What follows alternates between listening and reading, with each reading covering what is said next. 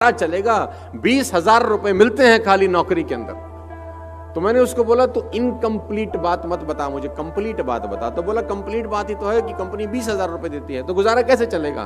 मैंने कहा नहीं, कंपनी तुझको 20,000 देती है, ये कंप्लीट बात है।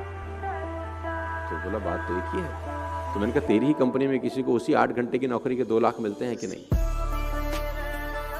बोला हाँ। तेरी कंपनी में उसी 8 घंटे में किसी को 5 लाख का सैलरी मिलता है। बोला हाँ। कंपनी तुझको 20,000 इसलिए दे रही है क्योंकि तू 20,000 की वैल्यू का